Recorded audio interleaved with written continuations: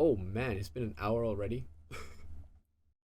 Jeez, I gotta prepare these better. Man, I was thinking like, yeah, 15 minutes of weekly catch up, and let's do 2 hours of going on the stream. 1 hour later. Let's get to the main topic of the day, which is, of course, moving on to the strategy of how to reach our target audience for going under.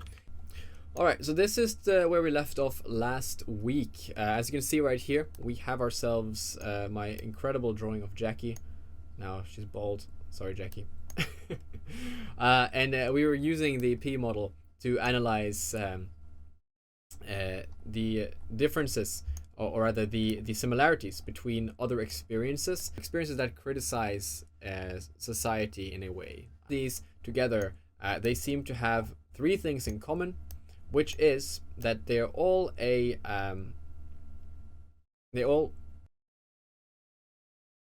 what did I write here?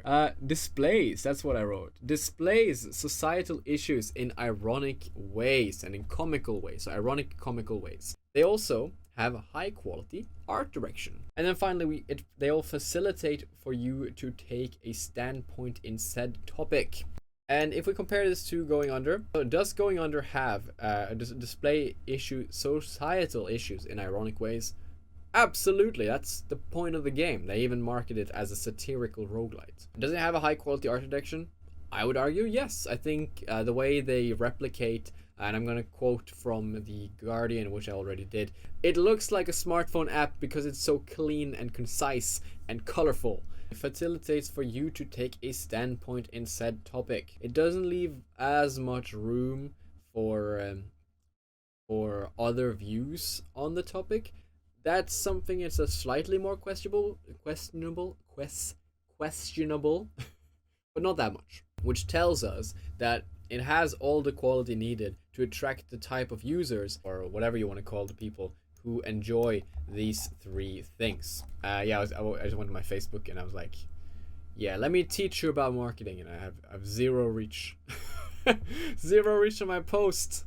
The pain. And who uses Facebook anyways these days? But as you can see, it definitely does criticize society with this massive traffic jam in this infinite city of just walls of concrete surrounding you on every side.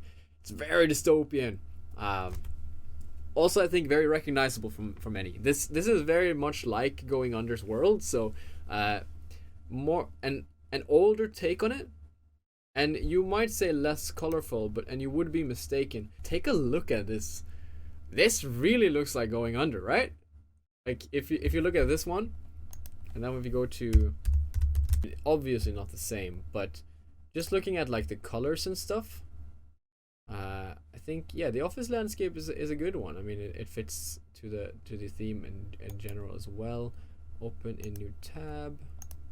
So yeah, if you look at this, you're looking at the colors, very, again, saturated, very expressive. And then you look at this one, and we're looking at some of the similar things. Obviously, this focuses on the conveyor belt, kind of like production line that some people might find themselves in their lifestyles, of propaganda, and these sort of things. Sex and dream, utility lines, authority terminal.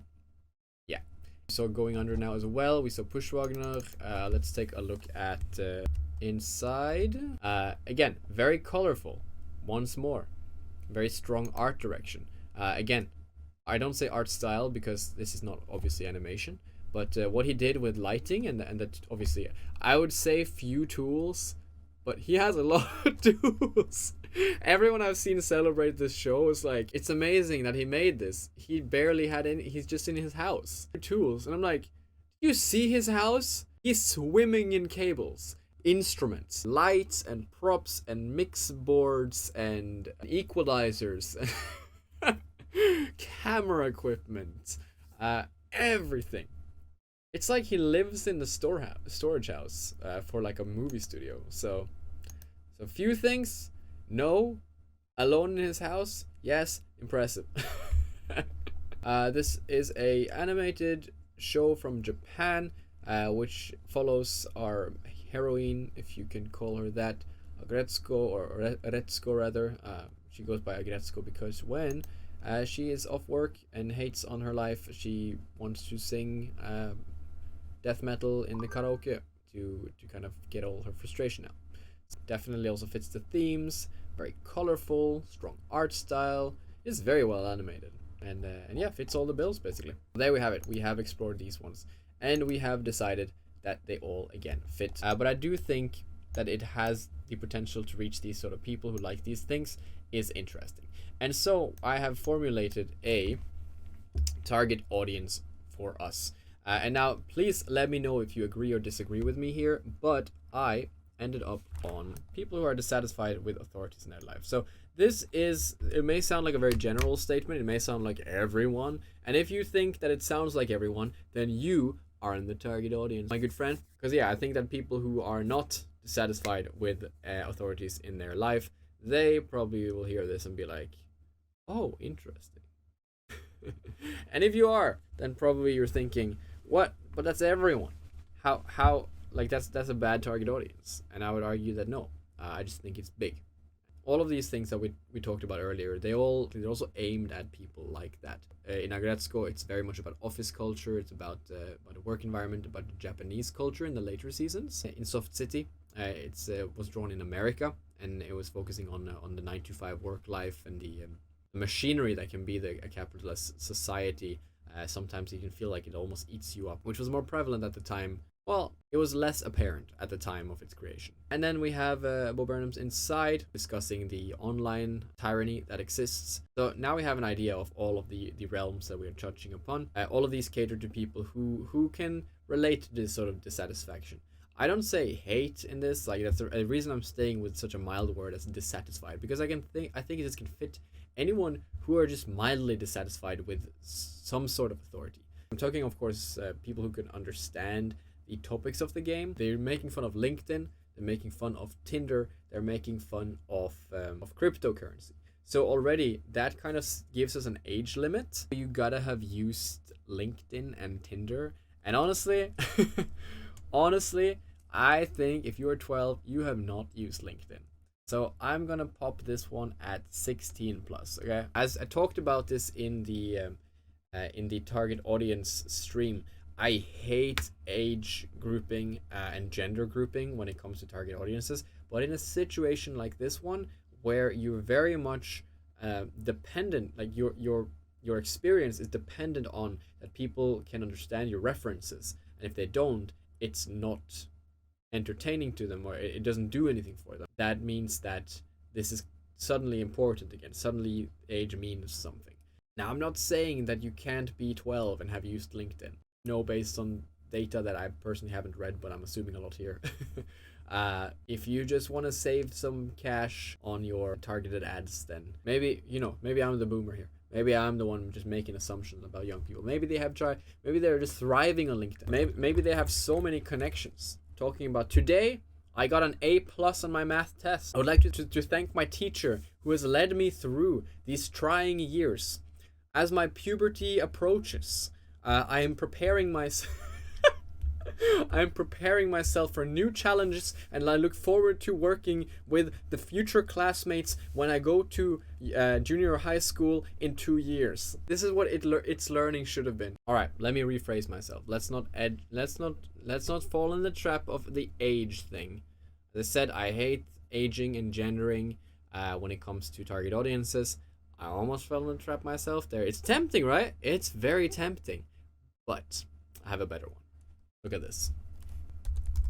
People who are dissatisfied with authorities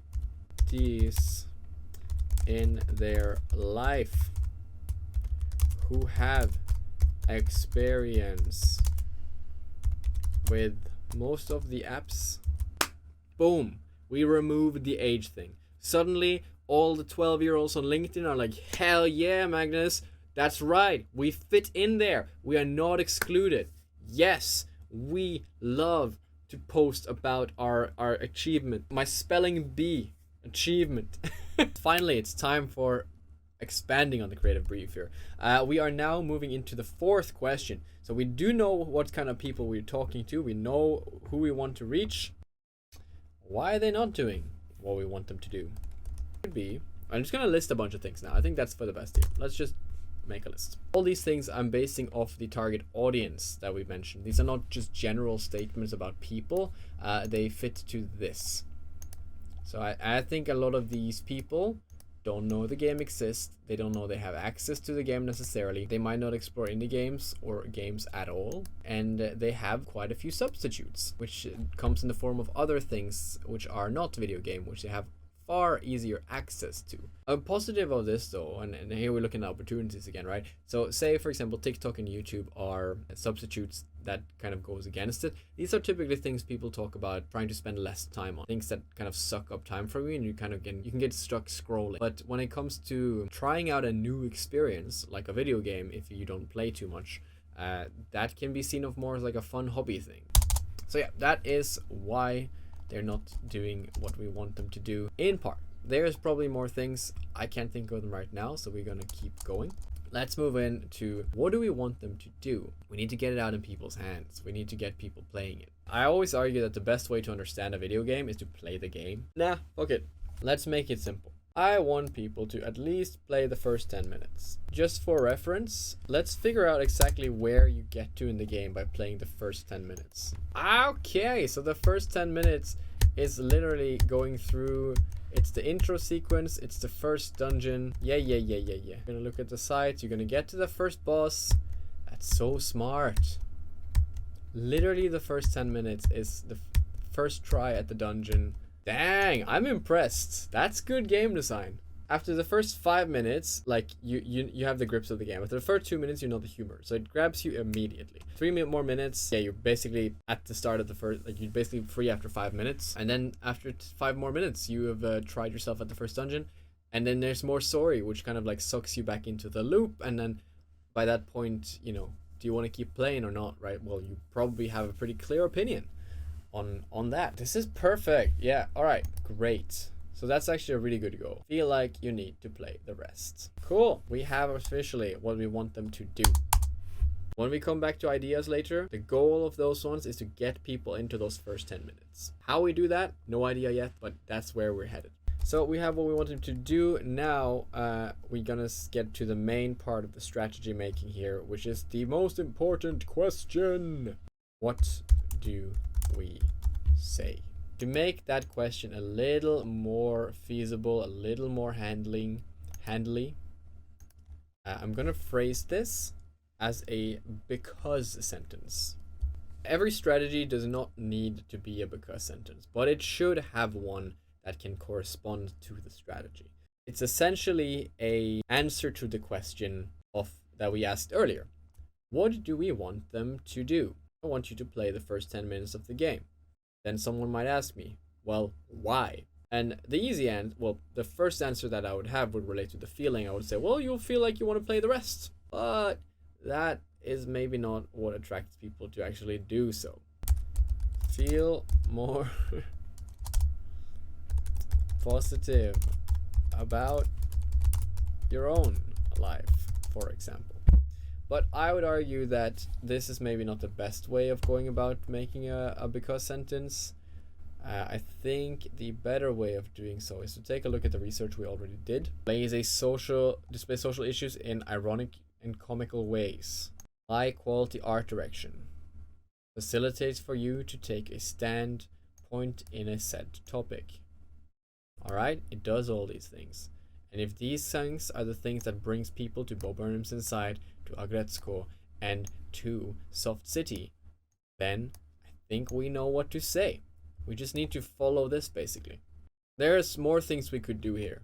You can go down a deep rabbit hole and make this far more involved. We could do a whole octalysis. We might do a whole octalysis, actually. Let's do that next stream. I got a way of phrasing it. Alright, how about this? How about this? Why should I play this game?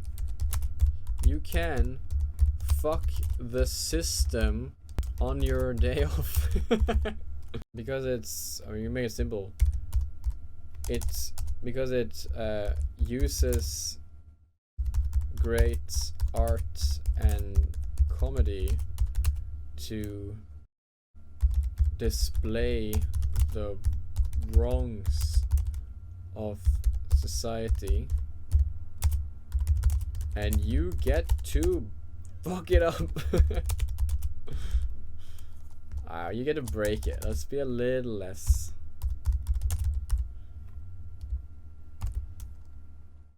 less obscene here. Uses great art and comedy to display the wrongs of society, and you get to tear it down. Oh, I like it. That sounds more like it. Punk. Bring punk back.